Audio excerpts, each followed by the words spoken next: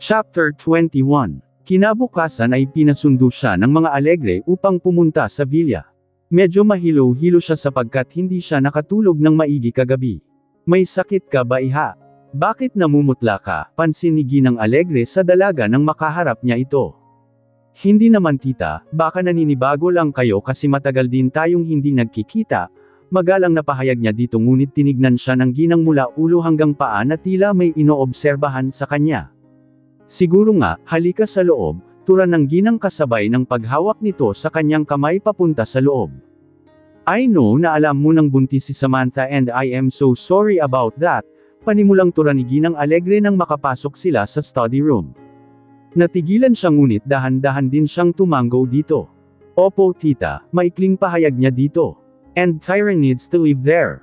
Iha, maniwala ka, ayoko sa mga nangyayari, nahihiya ako sa iyo pero anong magagawa ko? Pabayaan ba namin yung bata, turan ni Ginang Alegre at napalunok siya habang nakatingin dito. Maatim ba nating hindi maramdaman ng bata ang pagmamahal ng kanyang ama? Pahayag ulit ng Ginang at damang-daman niya ang nanunuot na sakit mula sa kaibuturan ng kanyang puso para sa batang nasa sinapupunan niya. I do understand po, turan niya na halos hindi makapagsalita. Paimpol niyang pinyunas ang isang butil na luhang lumabas sa kanyang mata. I'm so sorry Arabella, turan ni Ginang Alegre kasabay ng pagyakap nito sa kanya. Okay lang tita, after all wala namang kasalanan yung bata, turan niya habang kinokontrol ang sarili na huwag masigok. Pagkatapos nilang mag-usap ni Ginang Alegre ay nagpaalam na siya dito. Namalaya na lamang niya ang sariling nasa plaza at habang wala sa sariling naupo sa mga benches doon. Ngunit pagkalipas ng ilang sandali ay lumapit sa kanya ang mga batang kalye. Ate Ara, halos sabay-sabay na pahayag ng mga ito habang nag-uunahang tumakbo palapit sa kanya. Agad namang nakuha ng mga ito ang kanyang atensyon kung kaya't nakangiti siyang kumaway sa mga ito. Kumusta kayo, turan niya sa mga ito. Okay lang po, namimiss ka nga namin ate, saad ng isa at nakangiting ginulo niya ang buhok nito. Talaga, namiss niyo ako. Opo ate, halos chorus na sagot ng mga iyon. Okay, sige. Sige. At dahil na-miss niyo ako, magjo-jollibee tayo, pahayag niya at isa-isang nagtalunan ang mga iyon sa tuwa. Yehey, tuwang-tuwang turan ng mga ito at sobrang nasisiyahan siya sa mga ito. Akay-akay ang mahigit 10 bata ay tinungo nila ang fast food. Pagdating sa loob ay sinabi niyang pwede nilang orderin ang lahat ng gusto nilang kainin kung kaya't mas lalong natuwa ang mga iyon. Paglipas ng ilang araw ay unti-unti niyang natatanggap sa sarili ang reason kung bakit hindi nagpaparamdam si Tyron. Namimiss niya ang binata ngunit idinadivert na lang sa ibang mga gawain ang sarili kapag nararamdaman niya ang pangungulila dito. Nag-focus din siya sa opisina at sa kanyang tiyaga ay unti-unti rin niyang natututunan ang mga gawain sa bago niyang posisyon. Nagbabasa siya ng mga libro tuwing gabi upang makakuha ng dagdag kaalaman. Sumasaili din siya sa mga online seminars upang mas lalong maasa ang kanyang mga napag-aralan at upang walang puwang sa kanyang isipan ang maalala ang binata. Dahil schedule ng check-up niya ngayon ay na-late siyang gumising. Magha-half day siya sa office at didireko na lamang siya doon pagkatapos ang kanyang 8 sa OB. Dahil hindi pa naman halata ang kanyang tiyan ay nag-slacks siya ng navy blue na punar-esen ng white turtleneck blouse. Medyo tumaba siya ngunit carry pa naman, midip lumakas din kasi siyang kumain, dahil siguro sa kanyang pagbubuntis sinabihan din niya si Kuya Ronnie na may pupuntaham siya sa labas ng office kung kaya't hindi na ito pumunta para ihatid. Napapakanta pa siya habang lumabas sa kwarto at bumaba sa hagdan dahil sa narinig na music sa kanyang room. Pagtapak niya sa pinakalas na stair ng hagdan ay napatigil siya nang mapagsino ang taong nakaupo sa sofa na noy mariing nakatingin na sa kanya. Sa labis na lukso ng kanya puso ay hindi niya napigil ang lumuha, ngunit at pagkatapos ay patakbo siyang lumapit dito at niyakap ng mahigpit ang binata. Oh my God! You're here, turan niya habang hindi alam ang gagawin kung tatawa o iiyak. Halos isang buwang hindi niya nakikita ang kanyang asawa at sobrang namimiss niya ito. Naramdaman niyang sabik ding yamakap sa kanya si Tyron kung kaya't mas lalo niyang hinigpitan ang pagkakayakap dito.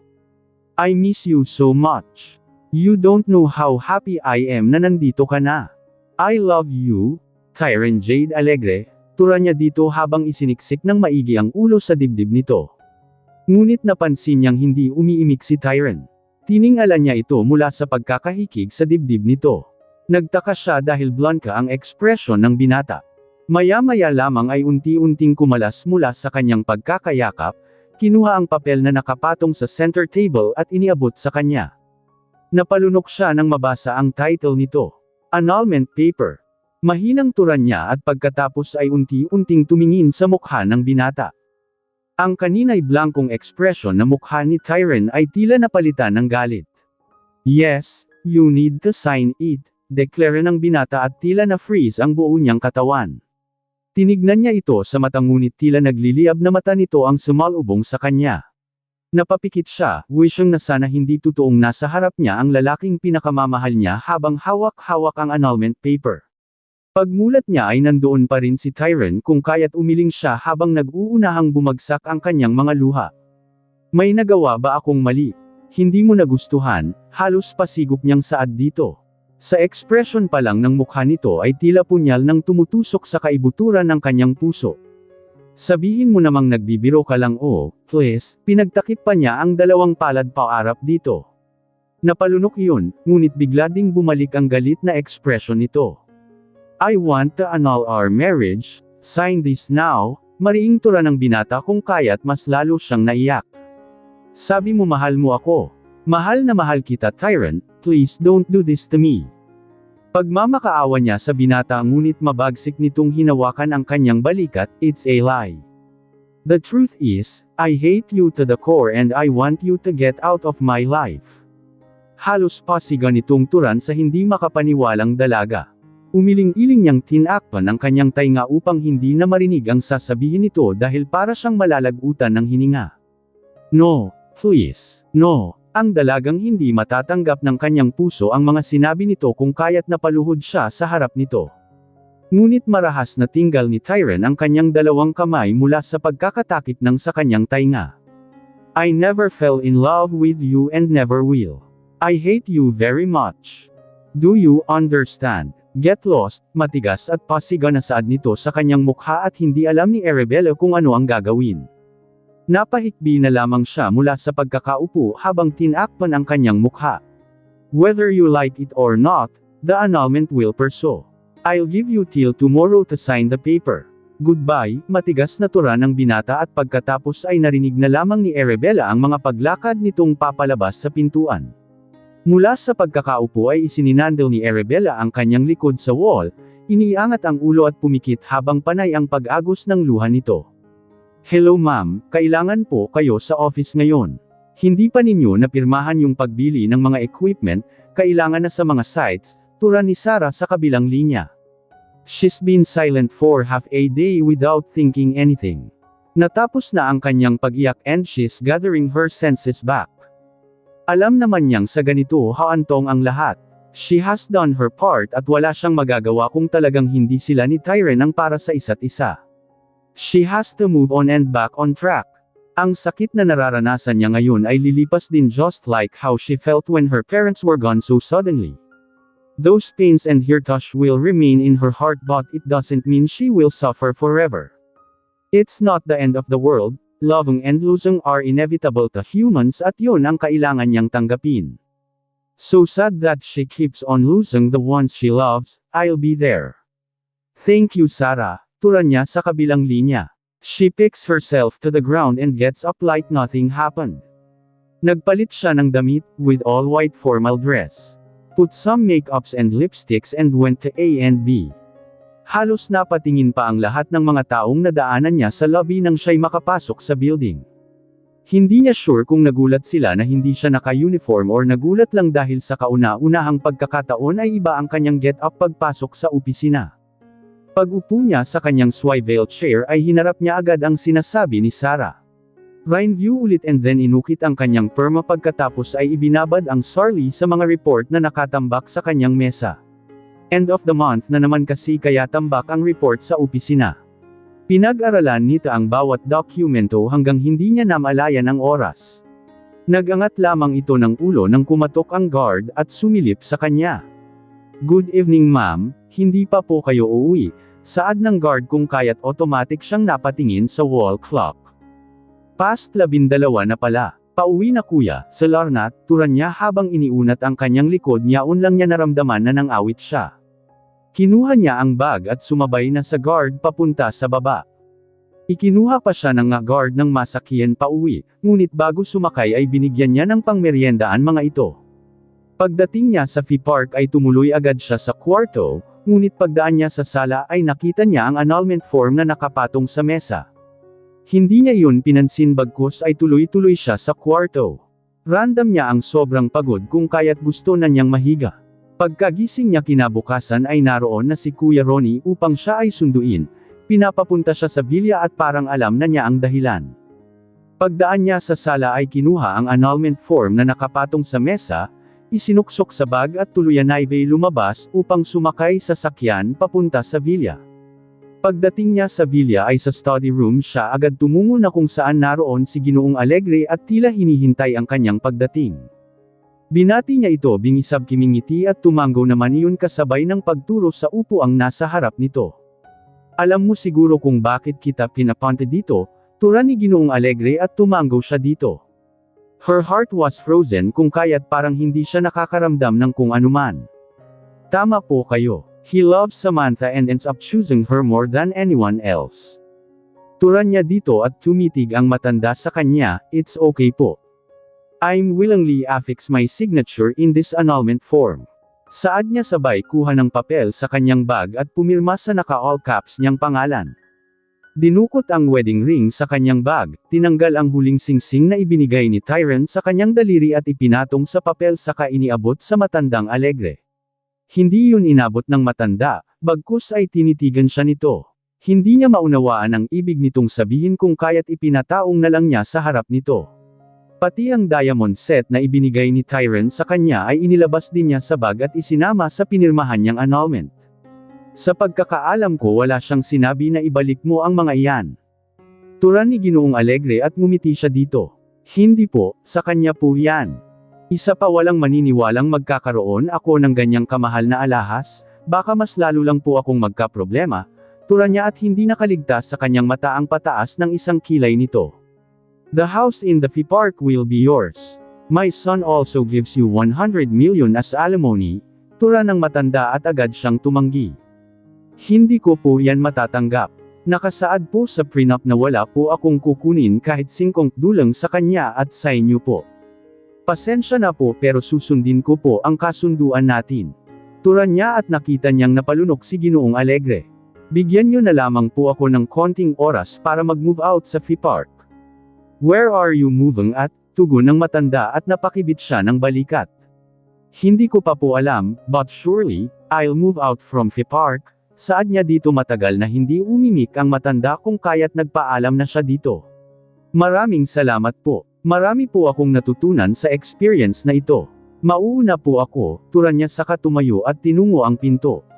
Arabella, tawag ni Ginoong Alegre sa kanya kung kaya't lumingon siya dito. I am very sorry, saad nito at nakangiti siyang tumanggaw dito. It's okay Paul, sagot niya dito. You're always part of the family, dagdag pa ng matanda at nginitian niya ito bago nagbaw at tuluyan ng lumabas sa pinto. Her eyes are starting to get wet. Pumikit siya ng mariin at huminga ng malalim saka itinuloy ang pag-alis. Pagdating niya sa sala ay naroon si Ginang Alegre habang nakaupo. Nakatingin sa kanya ito ngunit hindi niya alam kung ano ang sasabihin. Wala siyang lakas para lapitan ito baka mapahagulgol siya ng iyak. Kung kaya't nginitian niya lamang Sa taas ng hagdan ay naroon si Tyrant at hindi niya maintindihan ang ekspresyon ng mukha nito. Paimpol siyang nabaw dito at agad ibinaling ang atensyon kay Ginang Alegre. Mauna na po ako tita, maraming salamat po, Tyrant niya na hindi na hinintay pa ang sagot ng matanda.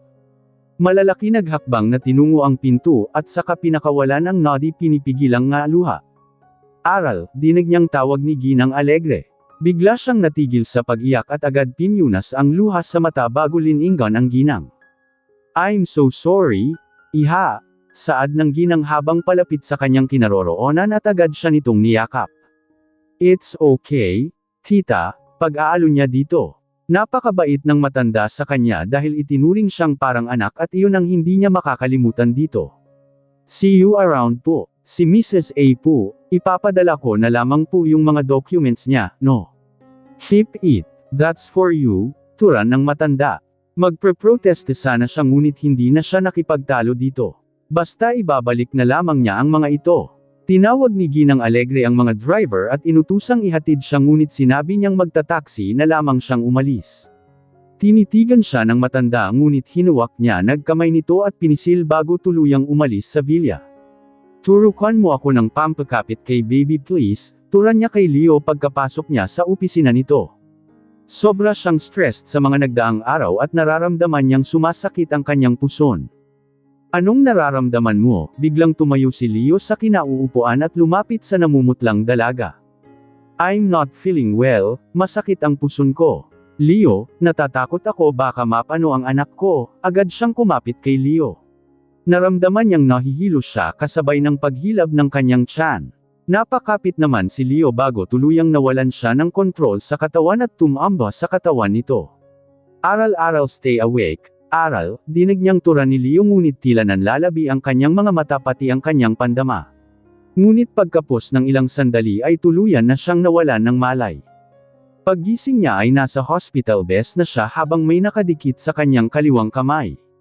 Kinapa niya agad nagkanyang tiyan, bigla siyang nag-alala sa kanyang anak. Ngunit bigla siyang napaupo nang makita si Ginang Alegre habang kausap si Leo. Ara, are you okay? Iha, nag-aalalang pahayag ng ginang sa dalaga. Agad itong lumapit sa kanya at hinawakan ang kanyang kamay. Napapikit siya ng mariin, siguradong alam na ng ginang ang kanyang kalagayan. Kumusta ang pakiramdam mo ngayon? Turan ni Leo sa dalaga kung kaya't napamulat siya mula sa pagkakapikit. I feel better. Did I lose it? Saad niya sa doktor. You're both safe, sagot ni Leo at lihim siyang nagpasalamat. Bakit hindi mo sinabi iha? Turan ni Ginang Alegre sa kanyang tabi. Tinignan niya ang ginang at napakagat labi dahil nahihiya si sa ginang sorry tita, pero sana huwag niyo na lamang pong sabihin kay Tyron, pakiusap niya sa ginang. Pero karapatan niyang malaman iha, kung sinabi mo agad hindi niya gugustuhing maanal ang inyong kasal, si Ginang Alegre at umiling siya. Please tita, nagmamakaawa po ako sa inyo. Tyron reject me so many times, hindi ko po kakayanin kung pati anak ko ay i-reject niya. He doesn't want me to get pregnant, natatakot akong baka ano ang gawin niya sa anak ko, pagmamakaawa niya sa matanda ngunit umiling iyon. No, hindi totoo yang sinasabi mo iha. Please tita, lalayo po ako sa inyo. Hindi po ako magpapakita, huwag niyo lamang sabihin kay Tyro ang tungkol dito. Arabella, apo ko yung batang yan, hindi ka pwedeng umalis. Hindi mo pwedeng ilayo ang apo ko sa amin, si Ginang Alegre at tuluyan na siyang naluha. Lord ano bang gagawin niya? She had settled everything, bakit bigla nagkaroon ng problema? Pakiusap po. No. Kung gusto mong hindi malaman ni Tyron ang lahat ng ito, hinding-hindi ka lalayo, pinal na pahayag ng matanda at sobra siyang nanlumo. I can guarantee you na walang malalaman ang anak ko, pero dam ito ka lang para maalagan ko ang apo ko, pakiusap ng matanda at napapikit siya sa tinuran nito. Hinagilap ng matanda ang kanyang palad at pinisil iyon. Please Ara, huwag mong ilayo sa amin ang apo ko. Please. Ang ginang kung kaya't wala na siya nagawa kundi sundin ito. Sa villa ay tinipo ni Ginang Alegre ang lahat ng kanilang kasambahay maging mga security guards at mga driver. Pinag-utos nitong putulin ang lahat ng komunikasyon sa kanyang anak upang hindi makapagbigay ng anumang updates tungkol kay Arabella. Kailangan niyang sumunod sa kagustuhan ng dalaga na walang makakarating na anuman kay Tyron. Hindi na rin niya napilit na tumira sa Fee Park o sa villa si Arabella. Hinayaan na lamang nitong tumira sa isang kondo ni Leo dahil doon ito komportableng tumira. Binigyan niya rin ito ng makakasama upang tumingin dito lalo na at medyo kalayuan sa villa. Hindi siya natuwa sa desisyon ng anak na makipaghiwalay kay Arabella kung kaya't pinayagan niyang itago sa anak ang kalagayan ng dalaga. Tuldok-tuldok. Tyron is back in the US at kapalit nito ay dimating si Alex upang siyang mamahala sa kanilang negosyo na iniwan ng lalaking anak katulong ang Noy gumagaling ng si Ginoong Alegre. Si Arabella naman ay nanatiling nagtrabaho sa A&B bilang finance director at shareholder ng kumpanya. Ipilit isauli ng dalaga ang hawak nitong pag-aari ni Mrs. A ngunit sinabi niyang regalo niya ito sa kanyang apo kung kaya't hindi na iyon tumanggi. Doc, kumusta ang aking apo? Si Ginang Alegre sa private doctor ni Arabella. Monthly check-up nito at sinisigurong niyang naroon siya. Gusto niyang malaman ang monthly milestone ng kanyang apo. The baby is healthy, lumapit kayo dito para makita niyo kung sinong kamukha, tura ng doktor sa excited na lola habang tinitignan ng baby sa 3D ultrasound. Excited namang lumapit sa aparto si Ginang Alegre at tuwang-tuwa nang makita ang mukha ng kanyang apo. Hello apo, you're so handsome. Kamukha mo ang lolo daddy mo, si Ginang Alegre na hindi naiwasang kausapin ang larawan ng bata sa 3D. Nagkatinginan naman sina Arabella at ang doktor at pagkatapos ay kapwa ngumiti dahil sa sobrang excited na Ginang. Pagkatapos ng check-up ng dalaga pumunta sila sa mga mamahaling stores para tumingin ng gamit ng baby. Napakarami ng pinagbibili si Ginang Alegre para sa apo ngunit tila hindi nagsasawa sa pagbili ng gamit ito. Tita meron na pong ganyan si baby, baka hindi na niya magagamit lahat, tura niya sa Ginang ngunit hindi siya nito pinapakinggan. Heist! I want the best for my apo, gusto ko lahat ng style at kulay ay meron siya, saad ng Ginang kung kaya't wala na siyang nagawa kundi mapailang pagkatapos ng kanilang pagsha-shopping ay tumuloy sila sa isang cozy restaurant. Pati pagkain niya ay nakamonitor ang Ginang dito eat plenty of fruits and veggies iha para mas lalong healthy ang apo ko, tura nito habang nilalagyan ng pagkain ang kanyang plato. Noong una ay nahihiya siya sa pagsisilbing ginagawa ng Ginang ngunit hindi naglaon ay nakasanayan na niya ito. Pagkaraan ng ilang minuto ay dumating si Alex na excited na hinaplos ng kanyang tiyan bago umupo kaharap nila. How's my favorite nephew? Nakangiting tura nito habang kinausap ang tiyan ng dalaga. Napangiti na lang din si Arabella sa ginawi ni Alex ngunit nagpapasalamat sila ay nagsobrang mahal ng mag-ina ang kanyang anak. He is so pogi, kamukha ng daddy mo, masayang sagot ni Ginang Alegre sa kanyang anak, really? Woo, mabuti at hindi kamukha ni kuya, tura ni Alex ngunit natutop din ito bibig. Nagkatinginan ang mag-ina kung kaya't natatawang napailing na lamang ang dakaga.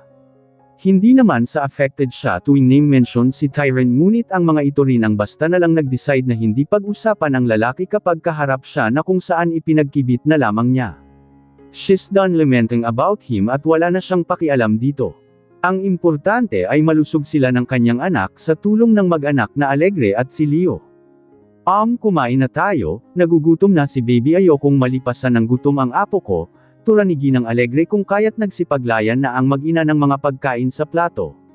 Masaya silang nagkwentuhan habang kumakain at pagkatapos ay bumalik sina Alex at Ara sa kani-kanilang mga opisina. Pagsapit ng hapon ay sinusundo siya ni Leo, tinatanong kung saan niya gustong kumain o di kaya kung ano ang gusto niyang kiyanin bago dalhin sa tinitirhang kondo.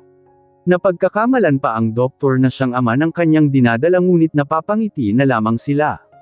Arabella is surrounded by the people who truly care and love her kung kaya't wala na siyang mahihiling pa.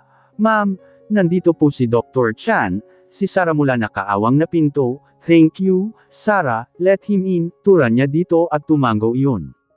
Hasty nandyan na naman si Sunggit, babulong-bulong na pahayag ni Alex na noon ay kada rating lang upang sunduin sa niya si Arabella. Nginitian niya lamang ang kaibigan sa pagkatapapasok na si Leo sa kanyang opisina. Lumapit ito sa kanya at binigyan ng halik sa plain G habang hinplos ang kanyang tiyan. How's my baby boy? Tura nito na tila kinausap ang bata sa loob ng kanyang tiyan. Bigla namang sumipa ang iyon kung kaya tuwang-tuwa si Leo that's my boy, behave ka lang dyan hindi ka pa pwedeng lumabas, masayang pahayag ni Leo sa bata at tinawanan ni Ara ito. Kahit hindi pa lumalabas si baby mukhang malakas na ang connection nilang dalawa ni Leo, ngayon pa lang parang nakikinita niyang spoiled ang anak niya kay Leo. Are you ready? Maya-maya ay saad nito sa dalaga, ignoring Alex na nag-obserbo lang din sa doktor at lihim na nagngingit dahil parang wala itong nangkarang ibang tao. Yeah, let's go Alex. Direko ka na ba sa kondo? Saad ni Ara kay Alex ang mauna na kayo. May daanan lang ako sa villa then pupunta na ako doon, si Alex na nag-make face kay Leo habang nakatalikod ito. Muntik namang humalpak ng tawa si Ara sa ginawi ni Alex ngunit natakpan nito ang kanyang bunganga. Okay, sabay-sabay na tayong bababa, si Arabella habang kinuha ang bag sa lagayan nito at saka naglakad ng lumabas. Kinuha ni Leo ang kanyang bag at isinabot sa kabilang balikat nito ang kinuha ang kamay ni Arabella at ito inilagay sa bisig nito upang kumapit ang dalaga dito. Kasunod naman nilang lumabas si Alex habang nag-make face sa ginawi ni Leo. Alam mo yang Leo na yan yung matititod. Hindi na Ma'am Anson, akala mo may malaki akong kasalanan sa kanya, reklamo ni Alex nang makaalis si Leo sa kondo na tinitirhan ni Ara. Parang hindi naman. Tsaka mabait si Leo, hindi siya ganyan, pagtatanggol niya sa doktor.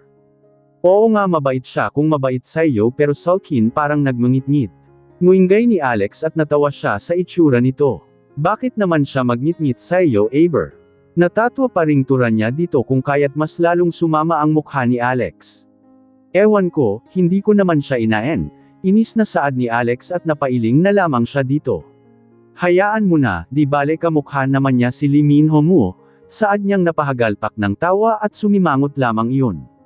Oo nga, pero palagi namang interactor, tura ni Alex habang nagpangalumbaba sa may unan at napailing ang dalaga habang natatawa dito. What? I told you not to bother me again. Leave me alone. Halos nang ngingit-ngit si Samantha habang may kausap sa kayang telepono. Kada rating lang ni Tyron mula sa meeting at hindi siya nito na malayang dumating. If you want your child to be born, stop pestering me and shut up. Don't call me again, bastard, galit na sigaw ni Samantha sa kausap pagkatapos ay gigil na pinatay naghawak na telepono. Nasa po nito ang ulo at halatang hindi mapakali pagkatapos.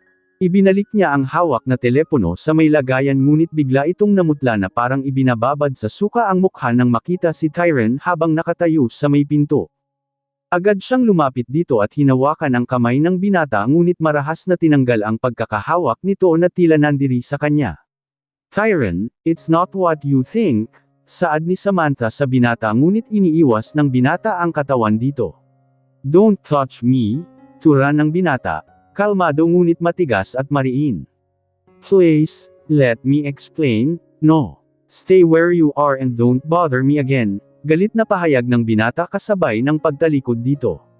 Malalaki naghakbang na tinungo ang study room, sa galit ay pinaghahampas at pinagsusuntok ang lahat ng bagay sa loob at walang pakialam kung magkano sugat ang kanyang kamay. All this time akala niya sa anak niya ang dinadala ni Samantha ngunit niloko siya nito. Lahat tinalikuran niya para sa bata pero hindi pala kanya ito. Gusto niyang sumigaw, magmura at manakit. Sa galit ay sumigaw siya ng sumigaw. Sigaw niya habang punong-puno ng galit. He suffered every hour of the day dahil hindi makita at makasama ang babaeng pinakamahal niya pagkatapos matutuklasan niyang hindi siya ang ama ng batang dala-dala ni Samantha. Bullshit. Kung pwede niya lang saktan si Sam ay kanina pa ito nawalan ng hininga sa kanyang mga kamao. Nang mapagod sa pagwawala ay napaupo siya sa gilid, isinandal ang ulo sa wall at ipinikit ang mga mata. Maya-maya lamang ay nag-uunahang bumagsak ang kanyang mga luha, yumugyog ang kanyang balikat tanda ng impit na pag-iyak. After 6 months, ma'am, may emergency meeting po ang lahat ng heads at directors. Sa conference room po with the current CEO, pagbibigay alam ni Sarah nang pumasok sa loob ng kanyang opisina. Nagtaka ang sapagkat wala namang nasabi sa kanya si Alex. Ito kasi ang kasalukuyang CEO sa A&B dahil dumadaan ng medication ang dating CEO na si Mr. Valiente. Ngayon na ba, turan niya habang tumingin sa kanyang relong pambisig. Yes, ma'am. As in ngayon na po, sagot ni Sarah at tumanggo-tango siya. Okay, pupunta na. Thank you Sarah, saad niya sa kanyang secretary at nagbow iyon bago lumabas sa kanyang opisina. Nag-retouch ng kaunti si Ara pagkatapos ay kinuha ang navy blue na blazer na nakapapatong sa likod ng swivel chair at ipinatong sa kulay puting dress saka nagmamadaling tinungo ng elevator at tumungo sa 15th floor kung saan naroon ang conference room ng A&B. Pagdating niya sa conference room ay naroon na nga ang heads ng kumpanya maging ang mga katulad niyang mga director habang clueless ang mga mukha kung para saan ang emergency meeting with the CEO. Pagkatapos ng ilang minuto ay biglang tumahimik ang paligid nang bumukas ang pintuan ng conference room at isa-isang natutap ang mga labi nang makita kung sino ang pumasok dito. Tumuloy iyon sa center ng conference table at tumayo. Si Arabella naman ay hindi napansin kung sino ang pumasok sapagkat kasalukuyan niyang sinasagot ang text ni Leo. Nang tumayo ang kanyang mga kasama ay nakikitayo siya ngunit ang kanyang atensyon ay nasa cellphone nito.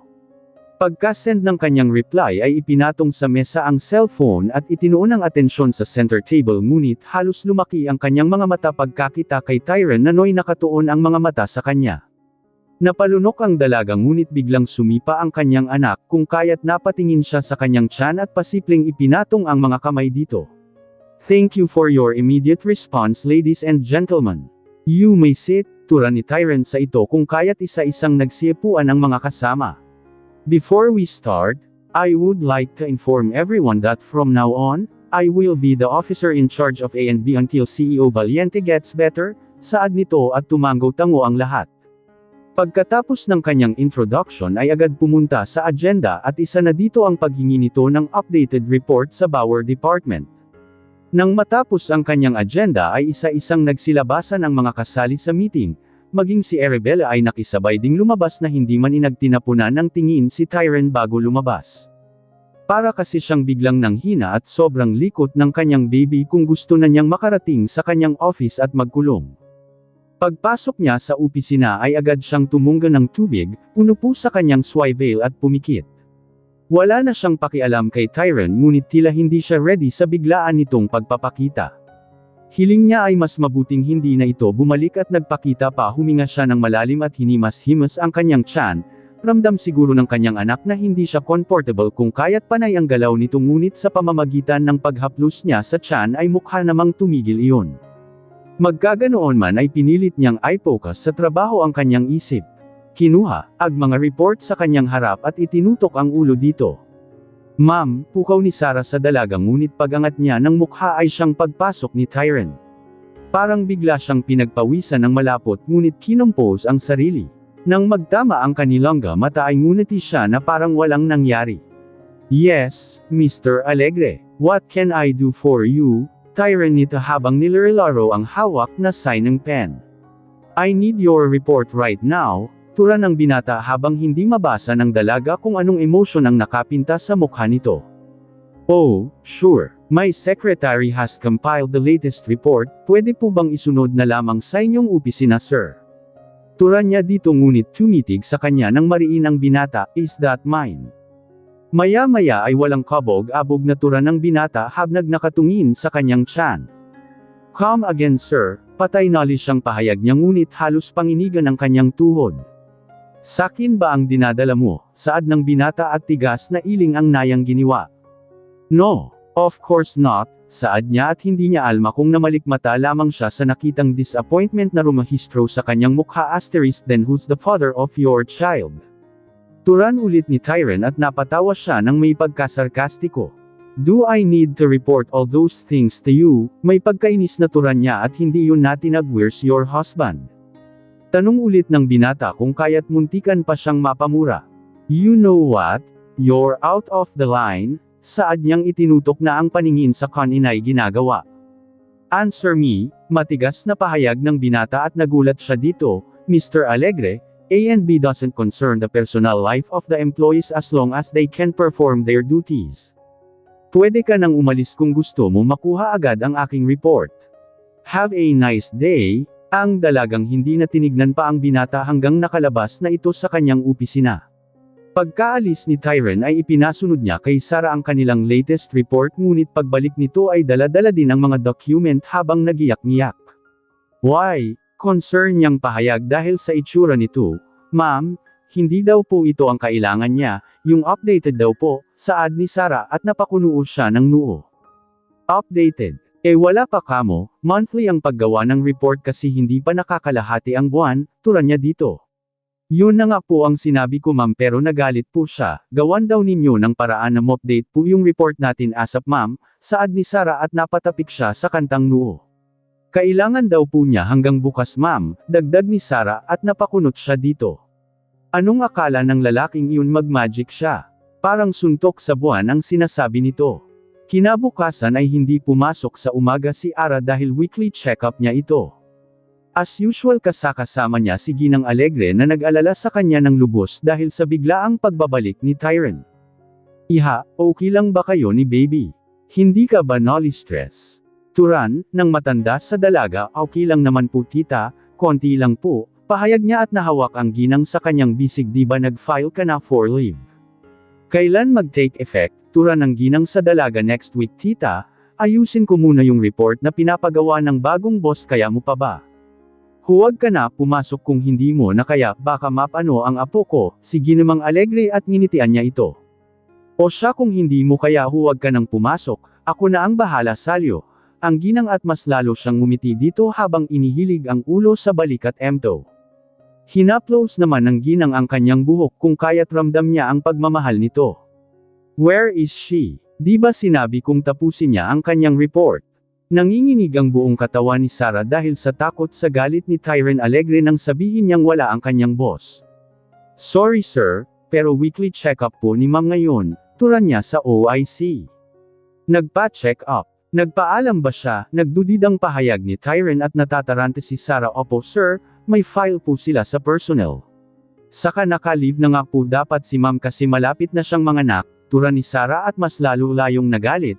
Wala akong pakialam, sabihin mo sa boss mo hindi siya uuwi hanggat hindi niya natatapos ang pinapagawa ko, si Tyren at tunamtango si Sarah. Sir, yes sir makakarating po, tarantang pahayag ni Sarah ngunit tinalikuran na niya iyon.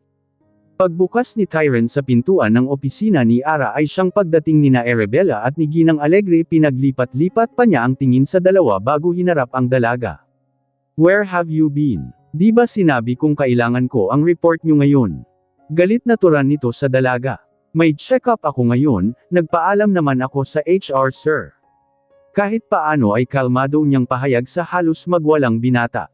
Wala akong pakialam. Now, gawin mo ang pinapagawa ko at huwag na huwag kang uuwi kung hindi mo yun nagagawa, saad binata at gusto niyang matawa sa hitsura nito.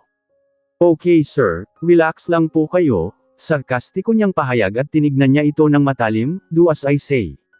May himig pagbabante ng binata. Tyren, you're too much. Saway ni Ginang Alegre sa anak. Oh, mom, why are you here? Sagot ng binata sa ina.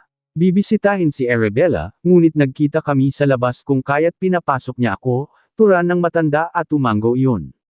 Okay mom, I'll be at the office, pagpapalim ni Tyren sa ina at tumango naman iyon. Pagdating ng hapon ay ipinaalam niya kay Leo na siya na lamang ang baalang umuwi sapagkat may tinatapos siyang urgent report. Pumayag naman si Leo ngunit kitikot takot na paalala muna ang narinig niya dito. Noted po urgent lang talaga ito. Thank you Daddy Ninong, nakangiting pahayag niya sa doktor. Daddy Ninong na daw ang magiging tawag ng baby niya sa kanya simula noong nag-highway sila ni Tyren. Take care of my baby boy, turan pa nito bago ibinaba ang telepono. Inisa-isang binasa at chinek ni Arabella ang mga urgent report ng kanyang mga kasama, at dahil halos kasi simula pa lamang ng buwan ay halos kulang-kulang o di naman kaya ay mali-mali ang inputs ng iba. Linagyan niya ng note ang bawat report na may mali at maging mga may kulang at pagkatapos ay gumawa ng note kay Sarah para maaga niyang ibalidge ang mga iyon. Pagkatapos lahat ng nakabinbin sa kanyang mesa ay saka lamang siya tumingala sa wall clock. Mag-11 na pala, hindi niya namalayan ang oras dahil sa kagustuhang matapos ang ipinapagawa. Medyo iniliyad ang katawan sa swivel upang magpanhinga ngunit feeling niya inaantok na siya kung kaya't dali-dali niyang inayos ang mga gamit at lumabas sa opisina. Nakita niyang may mga nakailaw pa ring mga offices sa A and B, ibig sabihin hindi inag din siya ang nagot sa report na hinihingi ng bagong OIC. Tinungo niya ang elevator, meho naghintay din siya ng ilang segundo, dahil nasa kasunod na floor pa ito. Ibig sabihin may baba at uuwi na din siguro katulad niya. Pagkalipas ng ilang sandali ay haninto ang elevator sa floor na kinaroroonan niya, pagbukas nito ay agad siyang lamulan. Ngunit napahinto siya sa pagpasok nang makita kung sino ang lula nito. Hindi niya alam kung namlight mata lamang siya ngunit biglang nabuhay ang mga mata nito nang makita siya. Soya naman ay patay mali siyang lamulan sa elevator na tila walang nakita habang tumayo sa ibang side ng elevator malayo dito. Mula sa pagkakatiyo sa kabilang side ay direko lamang ang tinigin ni Arabella. Alam niyang nakatingin sa kanya ang kasama ngunit wala siyang pakialam dito. Napapahawak na lamang siya sa kanyang tiyan sapagkat panay ang galaw ng kanyang anak. I haven't got any news about you, narinig niyang pahayag ni Tyron. Sa sulok ng kanyang mata ay nakatuon pa rin ang tingin sa kanya. You don't have to, malamig niyang pahayag na hindi man lang nag-aksayang tignan ito. Narinig niyang huminga ng malalim si Tyron ngunit wala siyang pakialam dito.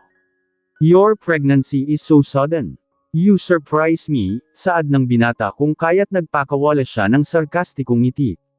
Nakaka-surprise ba? Yung kilala ko nga dati kasal pa siya ngunit nakabuntis na ng iba, wala namang nasepresa, turan niya. Biglang tumahimik si Tyron ngunit narinig niyang nagpalatak ito ng tawa pagkaraan ng ilang sandali kung kaya't napatingin siya dito. Tumigil iyon sa mahinag pagtawa at sinalubong ang kanyang mga mata. Inirapan niya ito pagkatapos ay ibinalik sa dati ang tingin. Saan mo naman, nakilala ang ama ng demadala mo, saad nito. Ewan niya kung nananansya o sadyang minamaliit nito ang akal ang ama ng kanyang baby. Why are you so interested in my life? Baka gusto mong malaman kung napariwara ako nang mawala ka sa buhay ko. For your information, the moment na pumirma ako sa annulment paper I stopped thinking of you. Good night, Mr. Alegre, walang kasinlamig na pahayag niya dito pagkatapos ay walang linggang likod na lumabas sa elevator nang bumukas pagkatapos makarating sa ground floor. Get in, I'll take you home. Mula sa paghihintay ng taxi ay pumarada ang sasakyan ni Tyron sa malapit sa kanyang kinauupuan. Nagpapaabang siya ng taxi sa guard ngunit tila walang dumaraan sa oras na iyon. No, thanks. May kinuha ng taxi ang mga guard para sakin, formal na kayang pahayag, habang wala siyang planong tumingin dito. Ma'am, mabuti pa ho sumakay na kayo kay sir, gabi na wala pang dumaraang taxi, saad ng isang guard at kulang na lang pamiwanggan niya ito. Common, kawawa naman si baby. Don't worry, I'll take you there safe and sound. Tura ng binata na sinang-ayunan ng mga guard kung kaya't wala siyang nagawa kundi kuhanin ang bag at tumayo mula sa kinauupuan. Agad namang bumaba sa driver's seat si Tyron at mabilis pa sa alas 4 binuksan ang pintuan ng sasakyan bago pa man niya nahawakan iyon. I'll help you, tura ng binata na akmang hahawakan ang kanyang kamay ngunit tinignan niya ito ng masama. Agad namang nag-take back ang binata at hinintay na makalulan bago isinara ang pinto at umikot papunta sa driver's seat. Fasten your seatbelt ma'am, tura nito sa dalaga.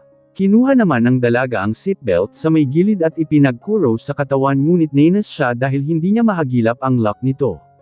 I'll do it, pagpalam ni Tyron nang makita ang kanyang ginagawa. Nang hindi sumagot ay kinuha niya ang seatbelt na binitiwan nito at siya na ang nag-lock dito. Saan ko po kayo ihahatid, ma'am, turan ni Tyron sa dalagang napakaseryoso habang nakatingin sa kabilang side. MNC Homes, maikling pahayag ni Arabella at tumanggaw-tango iyon habang ikinumpas ang mga daliri sa manibela. Chance Yard, turan niya ngunit tila kinausap lang niya ang sarili dahil hindi sumagot si Arabella bagkus ay itinutok ang mata sa labas. Maya-maya lamang ay inihilig ni Arabella ang ulo sa headboard ng upuan at pumikit. Paglingon ni Tyron sa katabi ay salungay-ngay na ang ulo at tulog na tulog. Inihinto niya ang sasakyan at dahan-daang inayos ang ulo nito. Hinawi niya ang buhok ng dalaga na nakatikip sa mukha ni Arabella at tumambad ang napakaamong mukha nito. Pagdating nila sa MNC Homes ay tulog pa si Arabella. Masarap nagtulog nito kung kaya't minabuti niyang huwag itong gisingin. Reincline niya ang kanyang upuan at iniunat din ang kanyang likod habang nakatutok ang paningin sa natutulog na si Arabella. Ouch! Mula sa sandaling pagkaidlip ay napamulat si Tyron at agad tinignan si Arabella. Aray ko, halos mangiyak-ngiyak na tura nito habang hawak-hawak ang isang paa. What happened? Natarantang pahayag niya ngunit nagdadalawang isip kung hahawakan niya ito o hindi. Tinignan kasi siya ng masama kaninang nag-attempt siyang alalayan ito. Ang paa ko, nag-crack cramps, turano ara kung kaya't napatingin siya sa paanghak hawak nito. Just relax, akin na at i-massage ko, saad niya na hinawakan ang legs. Nang niara sabay massage sa itinuturo nito. Mukhang ang nag-leg cramps ito, matigas pa nga ang muscle niyang pinupulikat.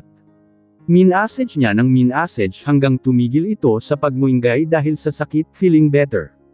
Tanong niya at tumanggo iyon habang nakatikip ang mga kamay sa kalahati ng kanyang mukha. Bakit di mo ako gin-icing agad? Angle niya dito pagkatapos. Ang sarap ng tulog mo kaya hindi nakita Jin Aisang, paliwanag ng binata at sinimangutan niya ito. Baba na ako, turan niya at binuksan na niya ang pintuan sa kanyang tabi. Careful, narinig niyang pahayag ng binata ngunit hindi na niya iyon pinansin. Pagtapak ng paa niya sa baba ay muntikan siyang mouth balance dahil masakit pa rin ang paa niyang napulikat. I told you, turan naman ni Tyren na dali-daling bumaba para lumapit dito. Hindi niya ito pinansin bagkus ay inihakbang ang mga paa ngunit masakit talagang iapak ang kanyang paa. Maya-maya lamang ay namalayan niyang buhat-buhat en asya ng binata at wala sitang nagawa kundi kumapit sa leeg nito. Where's your unit, turan nito? Sa sobrang bigat niya nagtataka diya kung paano siya nabuhat nito. 5th floor, unit 502. Saad niya at walang kahirap-hirap siya nitong buhat-buhat hanggang sa kanyang unit. Sinong kasama mo dito? Turan ng binata nang may baba siya sa may sofa at inilibot ang paningin. I'm okay now. Thank you very much to you Mr. Alegre, maari ka nang umalis, bagkus ay turan niya kung kaya't napatingin ang binata sa kanya.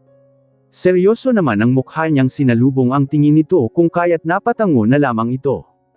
Okay, I'm going, saad ng binata na tumingin pa sa kanya bago lumabas sa pinto. Paglabas ni Tyren sa pintuan ay dahan-daang itinumba ni Ara ang katawan sa sofa. Hinimas-himas ang tiyan at pagkatapos ng ilang sandali ay paika siyang tumungo sa kanyang silid, naghugas saglit sa banyo at humiga sa kama. Sir, wala po si ma'am ngayon hindi po siya pumasok. Turan agad ni Sarah pagkakita kay Tyren. Why, may bahid pag-aalalang tanong nito. Masama yata ang pakiramdam niya sir, napuyat kagabi, turan ni Sarah at nailagay niya sa bulsa ang mga kamay. Okay, turan nito saka tumalikod ngunit ilang hindi pa nakailang hakbang ay bumalik din ito. How is she? Turan niya sa secretary ni Arabella na halatang nagulat sa kanyang pagbalik. Hindi naman sinabi sir, pero sabi niya masama ang kanyang pakiramdam. Turan ni Sarah at tumango iyon bago umalis. I told you, sa katigasan ng ulo mo ikaw din ang magsusuffer, si Leo habang hinahot compress ang paa ni Ara dahil sa leg cramps. Naninigas pa rin ang muscle ng kanyang leg at nahihirapan siyang lumakad. Huhuhu masakit talaga, ngayon ko lang ma-experience ito, saad niya at umiling-iling Leo. Okay po, turan naman niya habang pinag-ikutan niya ng mata kung kaya't napatawa iyon. Baliw talaga itong mommy mo baby boy, heist, naiiling nitong pahayag habang ipinagpatuloy ang pag-compress ng kanyang paa. Pagkatapos nito ay bumuti ang pananakit ng kanyang muscle s paa. Rest today then I'll pick you up this afternoon for dinner. Kakan tayo sa labas, pahayag ni Leo at napahilig siya sa kamay nito, *thank you. Malambing niyang pahayag at ginulo nito ang kanyang buhok. Don't mention it. Alis muna ako, may schedule ako sa operating room today, si Leo pagkatapos ay sumulyap sa orasang pambisig nito. Pagkatapos ay hinuwak ang kanyang tiyan at kinausap ang kanyang baby. Behave ka lang dyan baby ha. Huwag mong pairan si mommy. Saad ni Leo ngunit pareho silang tumawa nang sumipa ang kanyang anak. He really understands what I am saying, nakatawang pahayag ni Leo at napailing na lamang siya dito. Tuldok. Choose whatever you want to eat, turan ni Leo pagkaupo nila sa isang sikat na cozy restaurant. Can I order lobsters and crabs? Excited na pahayag niya at napakunot noo iyon. No for the crab but you can eat half of the lobster, turan ni Leo at di niya naiwasang mapasimangot. Bawal sa iyo ngayon malapit ka ng manganak, baka mapre-eclampsia ka, turan ni Leo. Bigla naman siyang natakot kung kaya't mga veggies at fruit salad ang kanyang inupakan. Kahit bindi niya makain ang kanyang mga paborito ay napadami pera niya ang pagkain. Samantalang sa di masyadong kalayuan ay nakaupo si Tyren at nakatingin sa kanilang dalawa. Pupuntahan niya sana si Arabella sa kondo nito para kumustahin ngunit eksaktong palabas-palabas sa building ang dalawa. Nakapulupot ang isang kamay ni Arabella sa bisig ni Leo habang ang isang kamay nito ay hawak ang bag ng dalaga. Pinagbuksan ni Leo ng sasakyan si Arabella at maingat na inilalayan sa pagsampa sa sasakyan. Nang makaupo ang dalaga sa harap ay hinawakan nito ang tiyan ni Ara at pagkatapos ay nakangiting umikot papunta sa driver's seat.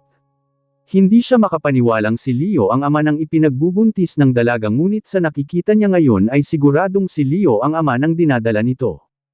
Kaya pala sa MNC ito nakatira. Isa pa napansin niya ang napakalaking larawan ng doktor sa loob ng unit ni Ara. Pero fiancé ng kanyang kapatid ang doktor, paanong nabuntis niya si Arabella? Pagkaalis ng sasakyan ng dalawa ay wala sa sariling sumunod siya sa mga ito. Hanggang pumasok ang dalawa sa isang sikat na resto. Leo is so attentive to her at nakikita niyang napakasaya ni Arabella. Kinabukasan ay pumasok na si Arabella. Overdue na ang hinihinging report ng bagong OIC kung kaya't kailangan na niyang tapusin iyon. Ngunit pagdating niya sa opisina ay hindi pa naibabalik ang mga ibinalik niyang report kaya inusan niya si Sata na tawagan ang mga iyon. Habang naghihintay ay inihilig niya ang likod sa swivel at pumikit habang nilalaro sa isang kamay ang hawak na ballpen. Biglang may naamoy siyang familiar na amoy kung kaya't bigla siyang nagmulat at mula sa kanyang harapan ay naroon si Tyren nakatayo at nakatitig sa kanya. Maya-maya ay may iipinatong itong papel sa kanyang harapan. Certificate of marriage na pakunot ang dalaga subalit nang makita ang kanyang pangalan ay napaupo siya ng matuwid, "You and I are still married." Saad ni Tyren. "No, we're annulled," mabilis niyang pahayag dito. Paanong nangyari yun? Pumirma naman siya. "Yes, you've signed before, pero hindi inasikaso ng parents ko ang pag-file dito." Si Tyren at base sa nakikitang reaksyon nito ay tila wala itong kaso kahit hindi napawalang bisa ang kasal nila. "Anong gagawin natin ngayon? Let's go and file it to the court."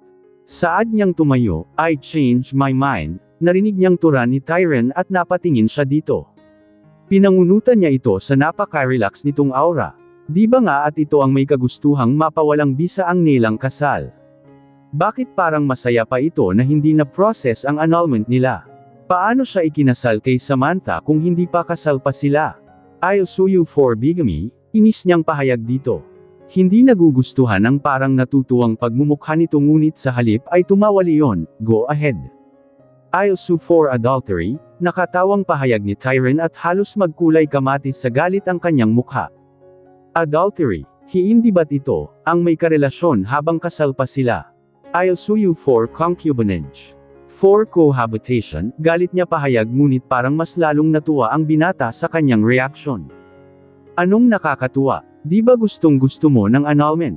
Bakit hindi ka gumawa ng paraan?" turan niya dito. "I just told a while back that I changed my mind," kalmadong pahayag ng binata at hindi siya makapaniwala dito. "Wala akong pakialam kung nagbago ang isip mo. Mag-file ako," turan niya dito ngunit mangganing-nganing ibato niya ang lahat ng nakapatong sa kanyang mesa sa lalaki dahil tila tuwang-tuwa ito. "Relax my wife, masama sa iyo ang may stress at baka mapano si baby." Saad ng binata enak manghahawakan ang kanyang tuyan ngunit pinalo niya ang kamay nito. Anong karapatan ng lalaking ito na humawak-hawak sa tiyan niya? "Okay, if you want to pursue the annulment, kailangan mong gawin ang gusto para pumirma ako," si Tyren at masalalong nainis siya dito. "When you ask for my signature wala akong sinabing ganyan," saad niya dito at nagkibit iyon. "What do you like?" nakairap niyang turan dito. "You have to live with me," ang binato at napatayo siya sa sinabi nito. "What? Narinig mo ako Arabella, you live with me or no annulment," naghahamang Tyren ni Tyren at mangganing-nganing sabunutan niya ito sa inis.